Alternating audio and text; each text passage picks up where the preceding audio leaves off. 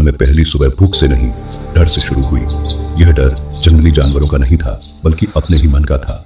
सिद्धार्थ ने पहली बार जाना कि जब सब कुछ छिन जाता है तब मन कितना शोर मचाता है। राजमहल की चुप्पी अब स्मृतियों की चीख बन चुकी थी। उन्होंने अपने केश काट दिए, आभूषण उतार दिए। जिस शरीर को कभी रेशम ने छुआ था, अब वही शरीर कांटों से छिल रहा था। दर्द पहली बार महसूस हुआ और उन्होंने उसे शब्द नहीं दिए, केवल सहा। ज्ञान की खोज उन्हें आलार कालाम के आश्रम तक ले गई। यह वह गुरु थे जो शून्यता का ध्यान सिखाते थे। सिद्धार्थ ने सांस को थामना सीखा, मन को शांत करना सीखा, विचारों को दबाना सीखा। बहुत कम समय में वे वहां तक पहुंच गए जहां तक अन्य वर्षों में भी नहीं पहुंच पाते थे। लेकिन भीतर एक आवाज लगातार कहती रही, यह शांति नहीं है, यह केवल शोर का रुक जाना है।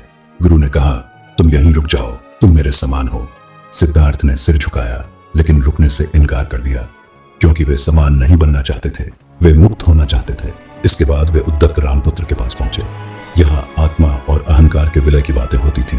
सिद्धार्थ ने फिर सीखा, फिर समझा और फिर उसे भी पार कर लिया। लेकिन सत्य अब भी हाथ से फिसल रहा था। खालीपन जस का तस बना रहा। तब उन्होंने सबसे कठिन मार्ग चुना, आत्मदमन। उन्होंने सोचा, यदि जीवन दुख है तो शरीर को ही तोड़ देना होगा। 6 वर्षों तक वे उसी विचार के साथ जिए। 6 वर्ष हड्डियों से बात करते हुए, एक दाने के लिए संघर्ष करते हुए, रोज मृत्यु को सामने देखकर उसे टालते हुए। उनका शरीर छाया बन गया, पसलियां बाहर दिखने लगीं, त्वचा सूख गई, आंखें भीतर ढस गईं और फिर एक दिन शरीर ने साथ छोड़ दिया।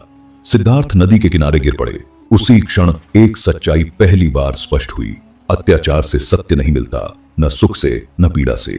उस दिन उन्होंने भोजन स्वीकार किया और जो तपस्वी उनके साथ थे वे उन्हें छोड़कर चले गए, क्योंकि संसार केवल 2 रास्ते पहचानता है, भोग या त्याग। मध्य का रास्ता उसे समझ नहीं आता। सिद्धार्थ शांत होकर बैठे, पीपल के उस वृक्ष के नीचे जहां कोई चमत्कार नहीं हुआ, कोई आकाशवाणी नहीं गूंजी, बस एक मन था जो स्वयं को देख रहा था। उन्होंने निश्चय किया कि जब तक सत्य स्पष्ट न होगा वे उठेंगे नहीं।